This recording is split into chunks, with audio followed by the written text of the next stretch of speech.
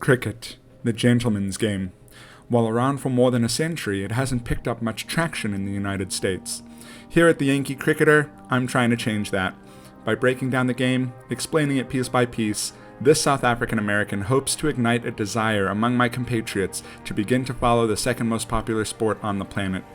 So that one day, even though you may not fully understand why two players would want to play a game for 5 days, you may at least begin to appreciate it.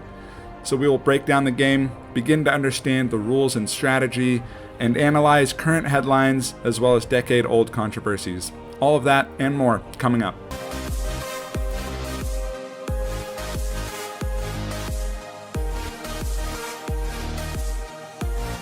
Welcome to episode 2 of the Yankee Cricketer podcast.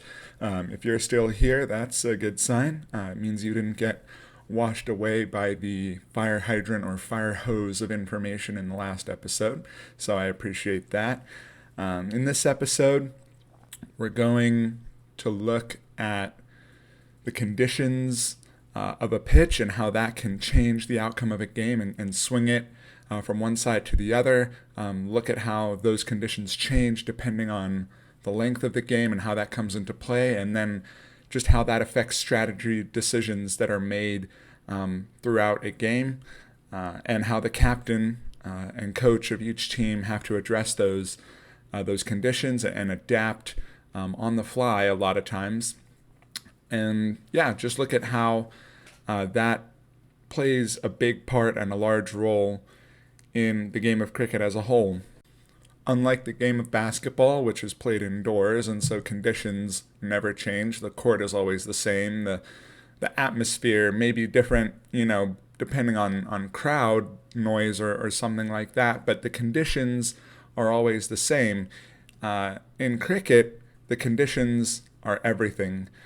Similar to maybe football, where you might see a game be played totally differently based on the weather, if it's played in the wind or the rain or the snow versus if it's played on a bright sunny afternoon, the strategy will change, right? You might see more running if there's a lot of wind, or you may see the quarterback holding on to the ball and taking it himself if it's wet and he just doesn't even want to even hand it off or try and throw it.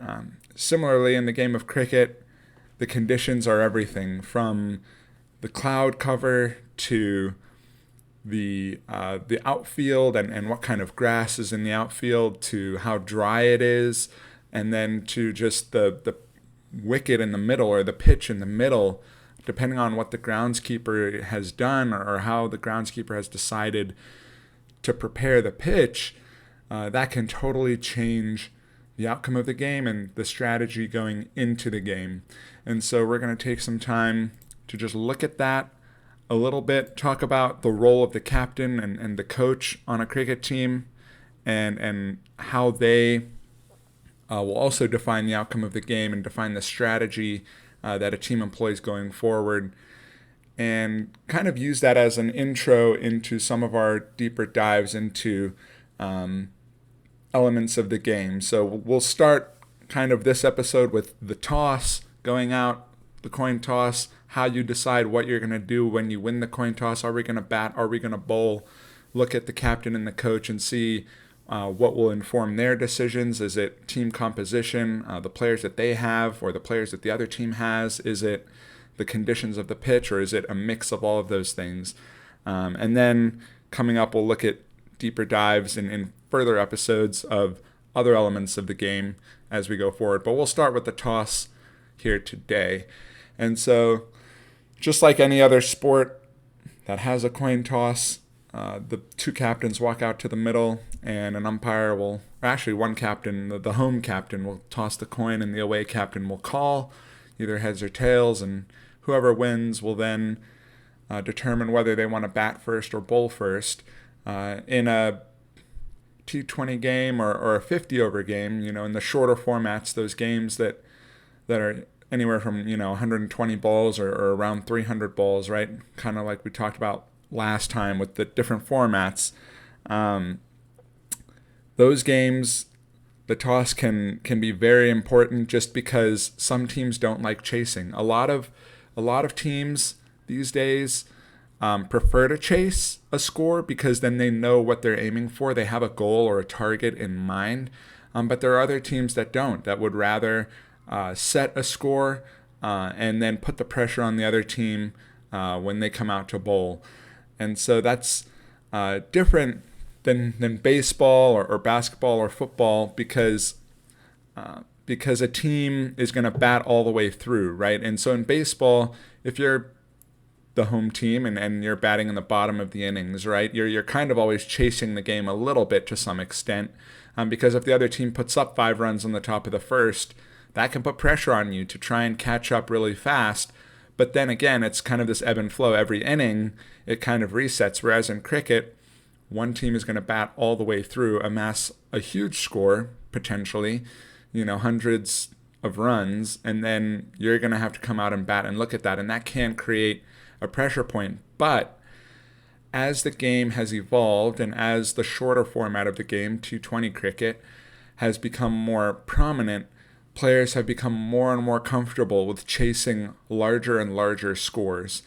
And they've become more and more comfortable batting at a faster rate, going for bigger shots, trying to score more runs at a faster pace. And so no score seems insurmountable. Even if you fall behind early on, maybe you lose a few wickets, maybe you need 100 runs off the last 30 or 40 balls, and that seems almost impossible. But players are not daunted by that anymore. They're unfazed by those scores, those high scores, and those high levels of scoring, those high rates of scoring. Don't seem to scare anyone anymore. So most of the time, if you're looking at a short format game and a captain wins the toss, either in a 50 over or a 20 over game, they will often, not always, but they will often choose to bat second and bowl first, just so that they have an idea of what they're looking to do.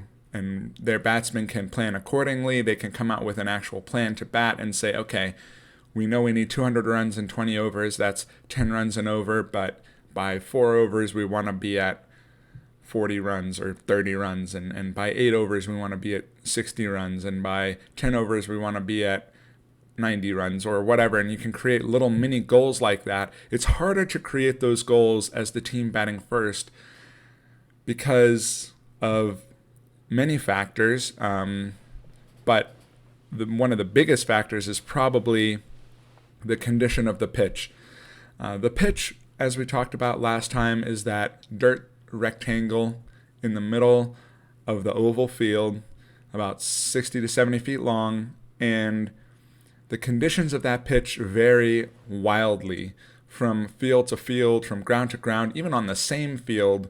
If you go there one day and then go back 2 weeks later, depending on what the groundskeeper wants to do, he can kind of adapt and edit the pitch as a whole, depending on what he wants to do, and make it, maybe it's a little bit softer and the ball kind of sticks as it bounces. Maybe it's a little bit harder and the ball comes right onto the bat really nicely and it's easy to bat. Maybe there's a little bit of grass or some cracks or something that's going to make the ball deviate side to side as it bounces. There are a lot of things that the groundskeeper can do. A lot of it is determined by the climate of the country or the area in which the pitch is located. So if you go to India, for instance, you'll often see dry, dusty pitches that the ball spins quite a bit. If you spin the ball and it bounces, it's going to move quite a bit. It's going to deviate quite a bit. So spin bowlers, which we haven't talked about yet. We will talk about bowling and strategy in the next episode, the strategies around bowling. But there are mainly 2 types of bowlers. Spin bowlers who bowl pretty slow. They give the ball a lot of air, and then they try and get it to bounce and spin, and they'll try and trick people that way.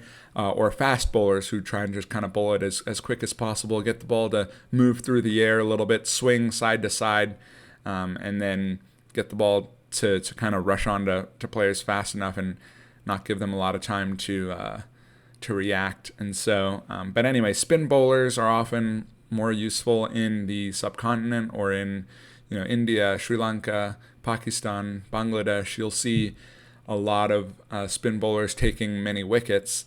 Whereas if you were to go to England, where it's overcast, overcast conditions are notoriously good for fast bowlers because the just something about the air pressure and the humidity and whatever of overcast conditions, it causes the ball to swing through the air, kind of curl through the air as a fast bowler is bowling. And because of the moisture in the air and the moisture in the pitch, the ball often will deviate maybe on bouncing. And so it just makes it very good for fast bowling. Australia, New Zealand, South Africa, they all have slightly different climates, and so their pitches are all slightly different, which creates a different game regardless of where you play. One interesting idea I heard one time to try and create more interest in test match cricket, which we talked about goes on for 5 days. The pitch plays an even larger role in these games because they can't do anything to the pitch for those 5 days except cover it up to keep it dry from rain and then roll it in between every innings and between every day. So at the beginning of each day, the team that's batting will say, I want the heavy roller or the light roller or no roller on the pitch. And then whenever a team comes out to bat, they can request a different roller in between innings.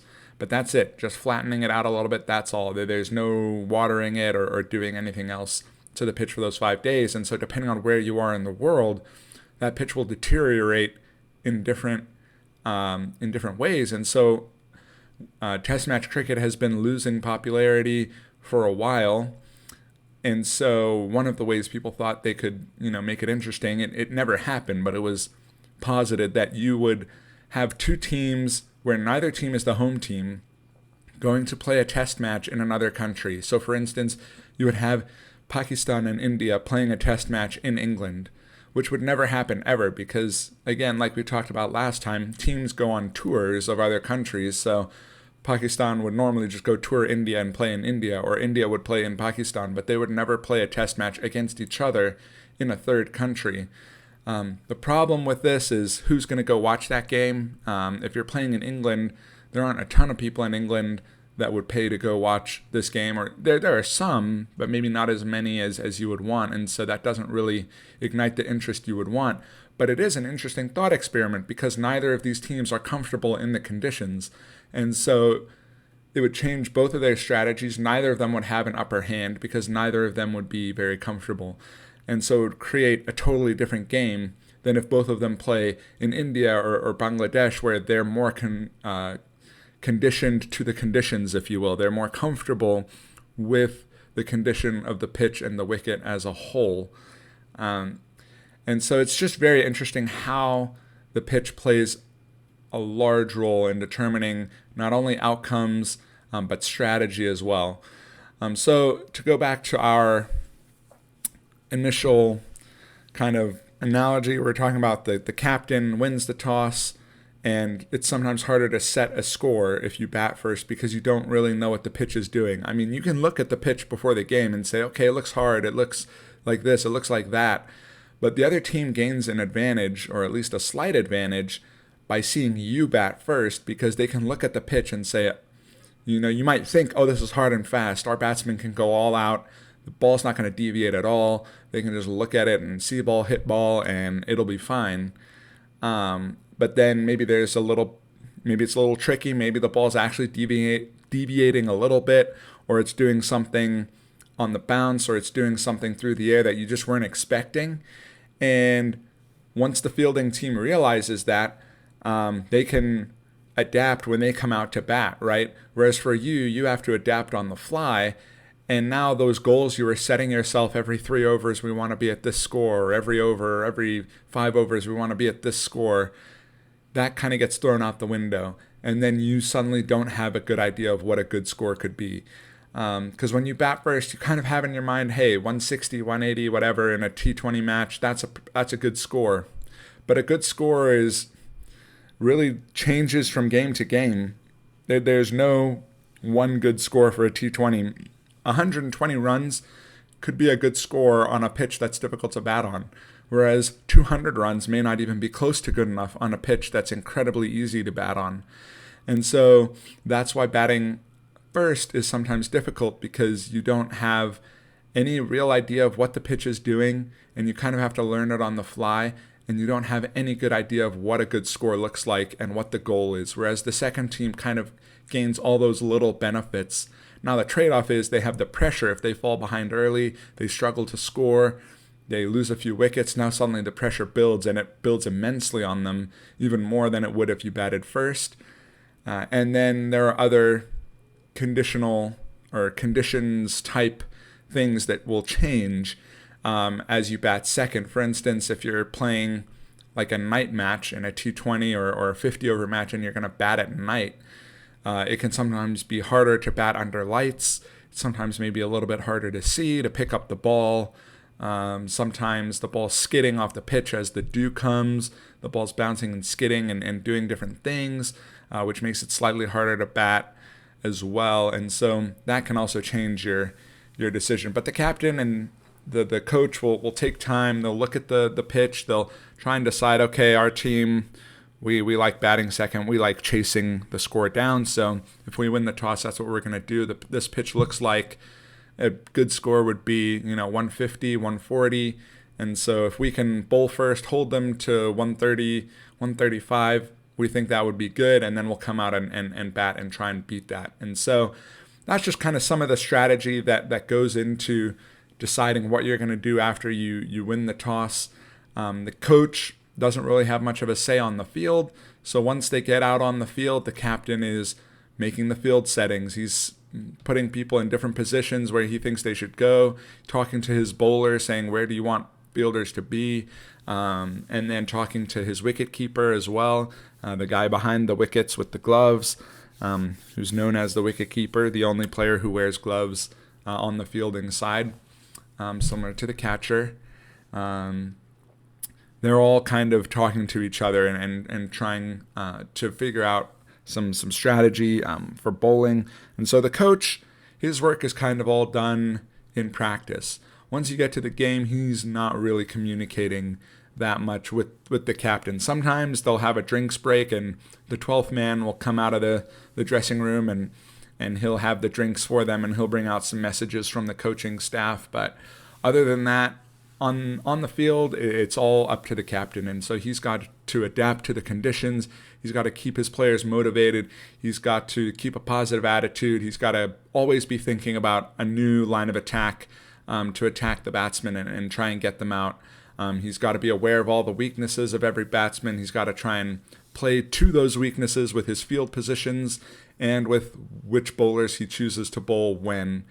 And so that strategy becomes more and more important the longer the game is, right? And so in a 20-over game, overall strategy is pretty basic. You only have about 120 balls, right, to play with. Each bowler only gets to bowl 4 overs maximum because each bowler bowls a maximum of the total number of overs in a game divided by 5, because you need a minimum of 5 bowlers to bowl a full quota, I guess is how you can think about it. So in 20-over games, each bowler can bowl a maximum of 4, but you can have as many bowlers as you want. You could bowl 11 bowlers if you wanted.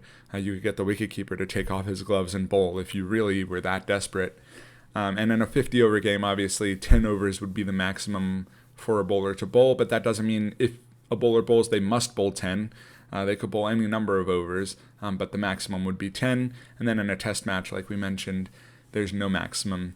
They can bowl as many overs as they want. And so that kind of removes some of the strategy, but also adds different strategy, because your bowlers, okay, he only has 4 overs. I'm going to probably bowl him 2 or 3 right now and then maybe save 1 or 2 for later. So you've got that strategy. But then for the batsman, the strategy is just hit the ball as hard as I can, score as many runs as I can, as fast as I can.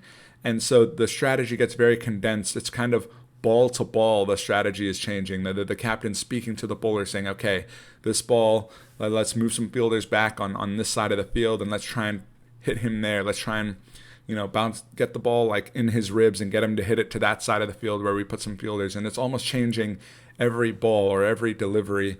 And the bowler is just trying to trick the batsman at every turn. He's trying to not even really get him out. He's just trying to not give up runs. And so can I do a little change up, a slower one? Excuse me. Can I bowl a slower one or a quicker one? Can I get it to move this way or that way just so that I don't give up runs? Whereas maybe in a 50-over game, now the game's expanded a little bit. The strategy gets a little bit more drawn out. The bowler can bowl 3-4 overs at a time, 5 overs maybe to start the game. And so he can now just target one batsman kind of with 3, 4, 5 balls in a row and have a little bit of a strategy in his mind. The bowler and the captain together having a strategy, coming together and saying, yeah, okay, we're gonna hit this guy, we're gonna put the ball in the same area 5 times, and then last time we're gonna put it in a different area and see if we can mess him up and get him out. Right? The strategy is kind of always to get him out while also keeping runs low. And then as you get into test match cricket, the strategy is just get them out because in test match cricket, the scoring rate is often very low because you have 5 days, batsmen aren't under pressure to score quickly. And so you don't really care about giving up too many runs too quickly in test match cricket. You just want to be aggressive as a bowler to try and get them out. So you'll see the strategy, how it shifts. From a 20-over game, it's kind of like the batsmen are attacking the bowlers just all out. In a 50-over game, there's kind of a balance. It goes through phases. Sometimes the batsmen, towards the end of their innings, towards the end of their 50 overs, maybe the batsmen are attacking. But throughout the 50 overs, it goes back and forth. Bowlers, maybe you have the upper hand, batsmen have the upper hand, and it goes back and forth. And then in a test match, the bowlers are the aggressors, and they're just trying to get wickets at all costs and have plans in mind. And those plans now in a test match can be even longer. You can have bowlers bowling in tandem back and forth and having plans to try and get a batsman out to target their weaknesses for many overs in a row, for 5, 10, 15 overs in a row, because you have just so much time to play with. And so the strategy from both the captain's perspective, the bowler's perspective, the fielder's perspectives, and the batsman's perspective all changes depending on the length of the game and depending on what kind of pitch you're playing on. Because if you're playing on a really like green pitch that's got some grass on it, that's just difficult to hit the ball on, the ball's not coming onto the bat very well, you can say, yeah, I want to go just hit every ball for 6, but that's not going to do you any good because you have to adapt to the conditions as well. And so it's interesting. It's one of the things I love about cricket because not only do the field shapes sometimes change and the boundary distances sometimes change, but the pitch itself is just so critical to determining what a good score is, what an average score is, what the batsman should be thinking, what the bowler should be thinking, what they should be targeting, what the captain should be trying to do with his field placements. All of that is determined by the pitch to a large degree. And it just makes it very interesting because it means from game to game, things can change, right? It's not like if you have a basketball game between the best team in the league and the worst team in the league, you can pretty much guarantee who's going to win, right? From game to game, it's probably going to be the best team 9 times out of 10. And there's not, any differences game to game. You're playing on the same size court. No conditions changes. It's just one team versus the other, and that's it. And so that's really great because it's a wonderful clash of talents, and you see the better team often wins. Maybe there's not as much luck involved or variability, I guess.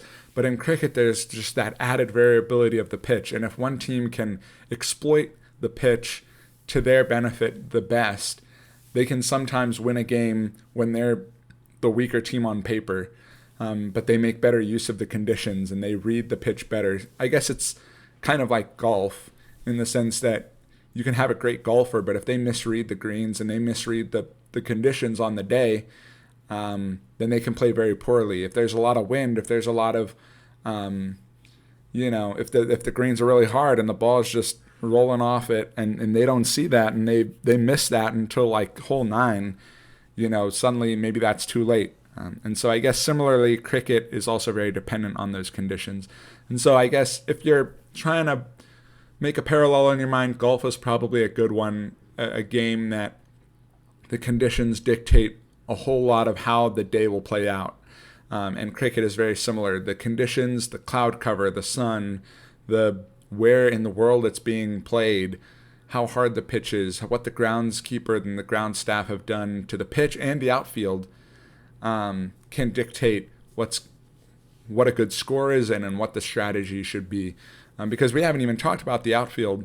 There's not as much strategy with the outfield, but some outfields, you'll notice if you're watching cricket, the ball just doesn't seem to roll to the boundary ever. The grass is a little thicker. Maybe it's the ground is a little softer, and so you'll hit the ball pretty hard. It'll be rolling, and it'll just stop. And in those kind of games, the batsmen end up running a lot of 2s and 3s. The fielders are always having to chase the ball all over the field, but they can always catch up to it often because of the grass and because of the outfield. And so that reduces the amount of runs you're probably going to score because your batsmen are going to be tired from running all the time and not just getting boundaries that they don't have to run for. And then also you're not getting boundaries. You're getting 3 instead of 4 or 2 instead of 4. And so the scores are going to be lower. And then do you adapt to that by trying to hit in the air more, trying to go over the top, trying to get 6s or 1 bounce and 4, or, things like that? Or do you say, no, we're fine just hitting it into the gaps and getting 2 and 3? And so it's just, it's an interesting dynamic that changes the outcome and the strategy of the game. But that being said, that's all I've got for today. Again, not a whole lot on game mechanics today, kind of just more of a deep dive into some of the strategies surrounding the pitch, looking at the role of the captain, looking at the role of conditions in different parts of the world, different just pitch types in general and how that can change strategy. Next time we'll get more into batting and bowling and fielding, looking at just the strategy of bowling and field placements and more specific terms for field placements and things like that. And we'll start getting some more vocabulary building up here. And then hopefully the following week we'll get more into just the back and forth of bat and ball and what it's like to bat and batting strategy. And so, looking forward to that. But here's some news of the week, because that's what we got coming up, talking about just what's been going on this week in the world of cricket. This week, not too much going on. Like I mentioned last week, South Africa versus Bangladesh. Second test match, final test match going on, and South Africa pulling that one out in the end in similar fashion to the first test match. Good first innings, batting 453, all out. Bangladesh, once again, could only manage 217. South Africa batted quickly, got 176 in their second innings, and then managed to pull out Bangladesh for 80 in their final innings. So South Africa won by 332 runs, which was more than the 220 runs that they won by in the first innings. And this result, not very surprising, like I mentioned. South Africa, one of the better teams of the test-playing nations, or the countries that play test matches, the 8 to 10 countries that play test matches.